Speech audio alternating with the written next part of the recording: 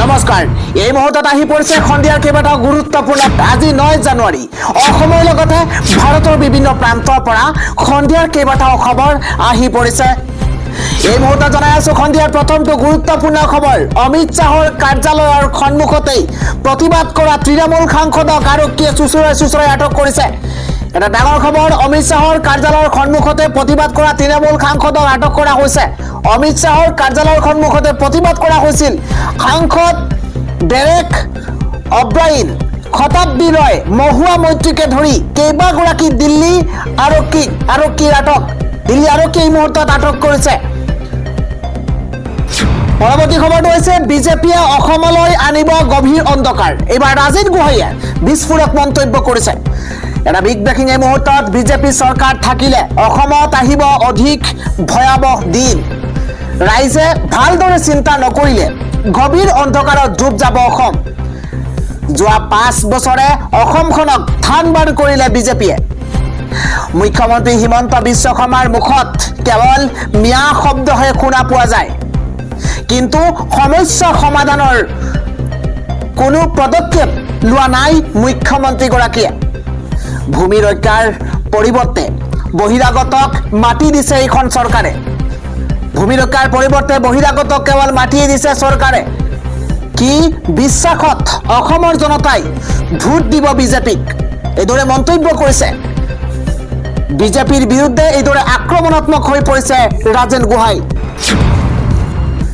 আন এটা খবৰ হৈছে বিজেপিৰ হাতত কোনো ৰিপৰ্ট কাৰ্ড নাই ভোট চুৰিয়েই এক নম্বৰ আহিলা হৈ পৰিছে বিজেপিৰ বিহাৰত ৰাহুল গান্ধীয়ে কৰা ভোট চুৰিৰ প্ৰমাণৰ দৰে অসমতো প্ৰমাণ হৈ গৈছে গণতন্ত্ৰ শেষ কৰিবলৈ বিজেপি চৰকাৰৰ ভয়ংকৰ ষড়যন্ত্ৰত লিপ্ত হৈছে এনেকুৱা এখন অবৈধ ভোটাৰ তালিকাক লৈ আমি কেতিয়াও নিৰ্বাচন হোৱাটো নিবিচাৰো বুলি মন্তব্য কৰিছে কংগ্ৰেছ নেত্ৰী মীৰা বৰঠাকুৰে পৰৱৰ্তী খবৰটো হৈছে বিজেপিক ভোট নিদিয়া সংখ্যালঘুৰ নাম কৰ্তনৰ ষড়যন্ত্ৰ এবাৰ বৈধ ভাৰতীয়ৰ নাম কৰ্তন কৰিলেই ভয়ংকৰ আন্দোলন হ'ব ডাঙৰ খবৰ এই মুহূৰ্তত ব্ৰেকিং নিউজ বিজেপিক ভোট নিদিয়া সংখ্যালঘু ভোটাৰৰ বিপদ নিশ্চিত এটা ব্ৰেকিং নিউজ বিজেপিক ভোট নিদিয়া সংখ্যালঘুৰ নাম কৰ্তন কৰা হ'ব ভোটাৰ তালিকাৰ পৰা বৈধ নাগৰিকৰ নাম কৰ্তনৰ ষড়যন্ত্ৰ বিজেপিক সমৰ্থন নকৰা সংখ্যালঘু অঞ্চলত বিপদজনক পদ্ধতি গুৰুত্বপূৰ্ণ খবৰ মহা বিস্ফোৰণ ঘটাইছে এআইইউডিএফৰ বিধায়ক আশৰাফুল হুছেইনে 7 নম্বৰ ফৰ্মৰ যোগেদি বিপদত পেলোৱা হৈছে ভোটাৰক এবাৰ জোৰ জবৰদস্তি 7 নম্বৰ ফৰ্ম পূৰণ কৰিবলৈ দিয়া হৈছে 7 নম্বৰ ফৰ্ম কোনে পূৰণ কৰিব লাগে আৰু কৰিছে কোনে নিৰ্বাচন আয়োগক ব্যৱহাৰ কৰিছে বিজেপিয়ে বৰ্তমান সময়ত নিৰ্বাচন আয়োগ বিজেপিৰ হাতৰ পুতলা ভোটাৰ তালিকা সংশোধনীৰ নামত বৈধ ভোটাৰৰ বিৰুদ্ধে ভয়ংকৰ ষড়যন্ত্ৰ ৰচনা কৰা হৈছে বৈধ ভোটাৰৰ বিৰুদ্ধে ৰচা ষড়যন্ত্ৰ বন্ধ কৰক আশৰাফুল হুছেইনৰ মন্তব্য বৈধ ভাৰতীয়ৰ নাম কৰ্তন কৰিলে মনে মনে বহি নাথাকো নাগৰিকত্ব সুৰক্ষিত হ'বই লাগিব এই হুংকাৰ এআইইউডিএফৰ বিধায়ক আশৰাফুল হুছেইনৰ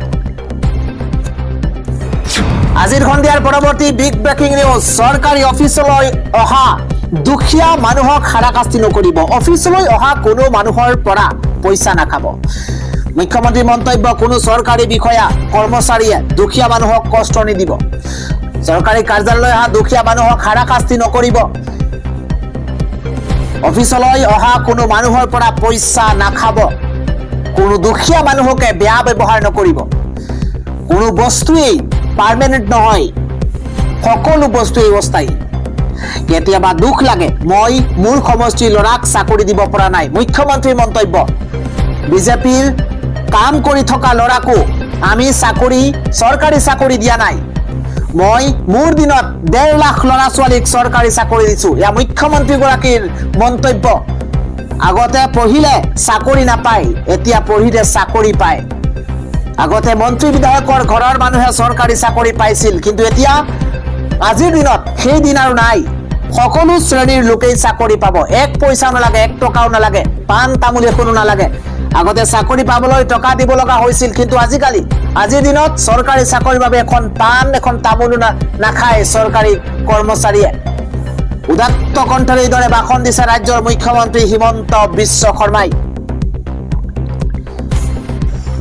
আন এটা খবৰ হৈছে অসমীয়া মানুহে সোনকালে বিয়া পাতি 2-3টা সন্তান জন্ম দিয়ক, অন্যথা অসমীয়া মানুহ পৃথিৱীৰ পৰাই নাইকিয়া হৈ যাব।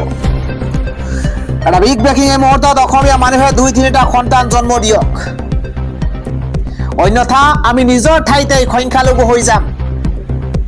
মন্তব্য কৰিছে মুখ্যমন্ত্ৰীগৰাকীয়ে। অসমীয়া মানুহে দেৰিকৈ বিয়া নাপাতিব, সোনকালে বিয়া পাতক আৰু সন্তান জন্ম দিয়ক।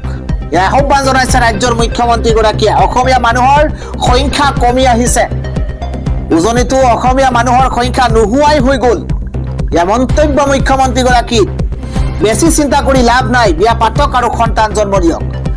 এইটো বহুত চিৰিয়াছ কথা। এখন সভাত মুখ্যমন্ত্ৰীগৰাকীৰ মন্তব্য। জয় আই অসম, আমি এনেকৈও কৰিব লাগিব। 20-30 বছৰত অসমীয়া মানুহ নোহোৱা হৈ যাব। এটা সন্তান জন্ম দিবলৈ কিয় ইমান ভয়? ধুবুৰী মানকাছাৰত বাচ্চা, কিন্তু উজনিত এতিয়া নাই। 30 বছৰৰ আগতেই বিয়া পাতিব লাগিব, এই আহ্বান জনাইছে মুখ্যমন্ত্ৰীগৰাকীয়ে। কিন্তু আজিকালি বিয়া পাতিবলৈ 30-31 বছৰ লগাই দিয়ে। এনেকৈ হলে আমি পৃথিৱীৰ পৰাই নাইকিয়া হৈ যাম। অন্ততঃ 2টালৈকে সন্তান জন্ম দিয়াৰ আহ্বান জনাইছে অসমীয়াই। এয়া মুখ্যমন্ত্ৰীগৰাকীৰ মন্তব্য। আন এটা খবৰ হৈছে বিজেপিৰ ৰাজ্যিক সভাপতি দিলীপ শইকীয়াৰ বিৰুদ্ধে এজাহাৰ দাখিল কৰি বিৰোধী ঐক্য মঞ্চৰ বিস্ফোৰণ। দিছপুৰ থানাত বিৰোধী ঐক্য মঞ্চৰ নেতা ৰিপুন বৰা, ৰকিবুল হুছেইন, ৰাছেল আহমেদ, লুৰিণজ্যোতি গগৈ। আন এটা খবৰ হৈছে পথ দুৰ্ঘটনাত আঘাতপ্ৰাপ্ত লোকক চিকিৎসালয়লৈ অনা লোকে পুৰস্কাৰ হিচাপে লাভ কৰিব 25,000 টকা। দুৰ্ঘটনাত আহত লোকজনে লাভ কৰিব 1,50,000 টকাৰ চিকিৎসা সেৱা। পথ সুৰক্ষা পুঁজি তথা বাহন ক্ৰয়ৰ সময়ত কৰা থাৰ্ড পাৰ্টি বীমাৰ জৰিয়তে দিয়া হ'ব এই ধন। কেন্দ্ৰীয় পৰিবহণ মন্ত্ৰী নীতিন গাডকাৰীৰ তৰফৰ পৰা এই ঘোষণা কৰা হৈছে। আন এটা ডাঙৰ খবৰ, নিৰ্বাচনী আইন ভংগ কৰাৰ অভিযোগত এবাৰ বিজেপি সভাপতি দিলীপ শইকীয়াৰ বিৰুদ্ধে দিছপুৰ থানাত এজাহাৰ দাখিল কৰিছে বিৰোধী ঐক্য মঞ্চই। বিজেপিয়ে ভোট চুৰি কৰি 2026ৰ নিৰ্বাচনত জয়লাভ কৰাৰ অভিসন্ধি ৰচনা কৰিছে, এই মন্তব্য কৰিছে লুৰিণজ্যোতি গগৈয়ে। আন এটা খবৰ হৈছে ভেনিজুৱেলাৰ পাছত এইবাৰ মেক্সিকোত আক্ৰমণ কৰিব আমেৰিকাই। ডনাল্ড ট্ৰাম্পে বৃহৎ ঘোষণা কৰিছে। এটা গুৰুত্বপূৰ্ণ খবৰ এই মুহূৰ্তত জনোৱাৰ চেষ্টা কৰিছো। ভেনিজুৱেলাৰ পাছত এইবাৰ মেক্সিকোত আক্ৰমণ কৰিব আমেৰিকাই। মেক্সিকোত বিশেষ স্থল অভিযান চলোৱাৰ ঘোষণা ডনাল্ড ট্ৰাম্পৰ।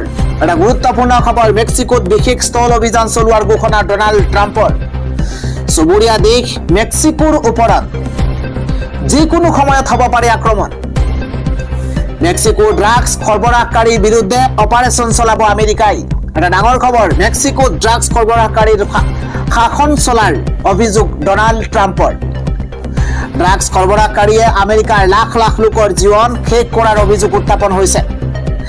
ইতিমধ্যে সাগৰীয় পথেৰে অহা ড্ৰাগছ সৰবৰাহ বন্ধ কৰিছে ডনাল্ড ট্ৰাম্পে। এইবাৰ মেক্সিকোত স্থল অভিযান চলোৱাৰ ঘোষণা ডনাল্ড ট্ৰাম্পৰ। ভেনিজুৱেলাৰ পাছত এইবাৰ মেক্সিকোত আক্ৰমণ কৰিব আমেৰিকাই। আন এটা খবৰ হৈছে ব্ৰহ্মপুত্ৰ উপত্যকাৰ পিছত এইবাৰ বৰাক উপত্যকাত চলিব প্ৰশাসনৰ উচ্ছেদ অভিযান। 522টা পৰিয়াললৈ এবাৰ উচ্ছেদৰ জাননী আহি পৰিছে। এটা বিগ ব্ৰেকিং এই মুহূৰ্তত জনোৱাৰ চেষ্টা কৰিছো। ব্ৰহ্মপুত্ৰ উপত্যকাৰ পিছত এইবাৰ বৰাক উপত্যকাত চলিব প্ৰশাসনৰ বৃহৎ উচ্ছেদ অভিযান। এই মুহূৰ্তত ৰাজ্যৰ ভিন্ন প্ৰান্তত আৰম্ভ হৈছে উচ্ছেদ অভিযান। তাৰ মাজতে আন এটা খবৰ পোহৰলৈ আহিছে যে ব্ৰহ্মপুত্ৰ উপত্যকাৰ পিছত এইবাৰ বৰাক উপত্যকাত চলিব প্ৰশাসনৰ সৰ্ববৃহৎ উচ্ছেদ অভিযান। হাইলাকান্দিৰ ঘৰমুৰা সংৰক্ষিত বনাঞ্চলৰ দামচেৰা অঞ্চলত চলিব উচ্ছেদ। 522টা পৰিয়াললৈ উচ্ছেদৰ জাননী আহি পৰিছে। গুৰুত্বপূৰ্ণ খবৰ, 17 জানুৱাৰীৰ পৰা চলিব এই সৰ্ববৃহৎ উচ্ছেদ অভিযান।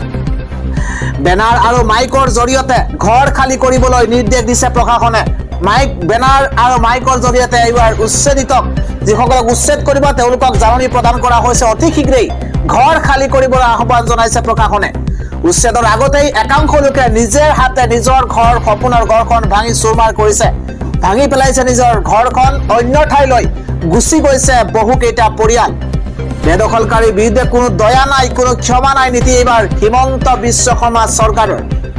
ঘৰমুৰা সংৰক্ষিত বনাঞ্চলৰ দামচেৰা অঞ্চলত চলিব এতিয়া প্ৰশাসনৰ বুলডজাৰ। আমি জনাই গৈছো সন্ধিয়াৰ আন এটা পলিটিকেল বিগ ব্ৰেকিং। ন পুৰণি বিজেপিৰ মাজত কাজিয়া চলি আছে। এবাৰ অমিত শ্বাহৰ বাবে মুখ্যমন্ত্ৰী হ'ব পৰা নাই সৰ্বানন্দ সোণোৱাল। গুৰুত্বপূৰ্ণ পলিটিকেল ব্ৰেকিং নিউজ। বিজেপিৰ ভিতৰ চৰাত এতিয়া আৰম্ভ হৈছে কন্দল। আসনক লৈ কাজিয়া চলি আছে বিজেপিত। গুৰুত্বপূৰ্ণ খবৰ, মুখ্যমন্ত্ৰীৰ কথাৰ কোনো গ্ৰহণযোগ্যতা নাই। কংগ্ৰেছক লৈ শংকিত হৈ পৰিছে এতিয়া বিজেপি। মুখ্যমন্ত্ৰীৰ চকী হেৰুৱাব লাগিব হিমন্ত বিশ্ব শৰ্মাই। হিমন্ত বিশ্ব শৰ্মাই চকী হেৰুৱাব লাগিব। আগন্তুক বিধানসভা নিৰ্বাচনত বিজেপিৰ পৰাজয় এতিয়া নিশ্চিত হৈ পৰিছে। নপুৰণি বিজেপিৰ মাজত কাজিয়া চলি আছে। অমিত শ্বাহৰ বাবে মুখ্যমন্ত্ৰী হ'ব পৰা নাই সৰ্বানন্দ সোণোৱাল। বিজেপিৰ তুলনাত আমাৰ স্থিতি যথেষ্ট ভাল বুলি মন্তব্য। এই মন্তব্য কৰিছে প্ৰদেশ কংগ্ৰেছৰ সভাপতি গৌৰৱ গগৈয়ে। পৰৱৰ্তী খবৰ, মুছলমানৰ সংখ্যাই 40% স্পৰ্শ কৰিব। অসমলৈ অশনি সংকেত আনিব 2027 লোকপিয়লে। এতিয়া মুখ্যমন্ত্ৰীগৰাকীৰ মন্তব্য, মুছলমানৰ সংখ্যাই 40% স্পৰ্শ কৰিব। অসমলৈ অশনি সংকেত, অশনি খবৰ আনিব 2026 লোকপিয়লে। গুৰুত্বপূৰ্ণ খবৰ, নিৰ্বাচনৰ পূৰ্বে মুছলমান ভোটাৰক লৈ বিস্ফোৰণ এইবাৰ ঘটাইছে মুখ্যমন্ত্ৰী হিমন্ত বিশ্ব শৰ্মাই। সকলো জিলাৰ বিষয়াক নিৰ্দেশ এইবাৰ চৰকাৰৰ। ডাঙৰ খবৰ, সন্দেহজনক লোকে দিব নোৱাৰিব ভোট। ভোট কৰ্তন কৰা হ'ব হাজাৰ হাজাৰ সন্দেহজনক লোকৰ। সন্দেহজনক ভোটাৰ থাকিলেই অভিযোগ দিয়ক আপুনি। বিৰোধীৰ হাত দাঙি দিছে, ফিল্ডত নাই এতিয়া বিৰোধী। মিয়াৰ দুৰ্ভাগ্য, কংগ্ৰেছক ভোট দি একো লাভ নহয়। উচ্ছেদো খাব লাগে, কংগ্ৰেছক ভোটো দিব লাগে। লোকপিয়লে অসমলৈ দুৰ্ভাগ্য আনিব। মুছলমানৰ সংখ্যাই 40% স্পৰ্শ কৰিব। অসমলৈ অশনি সংকেত, অশনি খবৰ আনিব 2027 চনৰ লোকপিয়লে। এই মহাবিস্ফোৰণ ঘটাইছে মন্তব্য কৰিছে ৰাজ্যৰ মুখ্যমন্ত্ৰী হিমন্ত বিশ্ব শৰ্মাই। পৰৱৰ্তী খবৰ, ছাত্ৰী নহয় এবাৰ ছাত্ৰৰ বাবে। ছাত্ৰক দিব হিমন্ত বিশ্ব শৰ্মা চৰকাৰে 10,000 টকাৰ পৰা 20,000 টকালৈ। এটা ব্ৰেকিং নিউজ। লাখ লাখ বাবুলৈ এবাৰ হিমন্ত বিশ্ব শৰ্মা চৰকাৰৰ বৰমৰ উপহাৰ। লাখ লাখ বাবুৱে পাব 10ৰ পৰা 20,000 টকা। ডাঙৰ খবৰ, স্নাতকৰ ছাত্ৰই বছৰি লাভ কৰিব 10,000 টকা।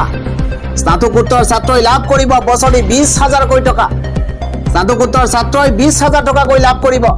কিদৰে পাব বাবু আঁচনিৰ ধন ইতিমধ্যে জনোৱা হৈছে। মুখ্যমন্ত্ৰীৰ বাবু আঁচনিৰ বাবে নিৰ্দেশনা জাৰি শিক্ষা বিভাগৰ। এটা ব্ৰেকিং নিউজ। আহি গৈছে মুখ্যমন্ত্ৰীৰ নিযুত বাবু আঁচনিৰ প্ৰপত্ৰ। ৰাজ্যৰ প্ৰতিখন শিক্ষানুষ্ঠানতেই এবাৰ বিতৰণ হ'ব বাবু আঁচনিৰ প্ৰপত্ৰ।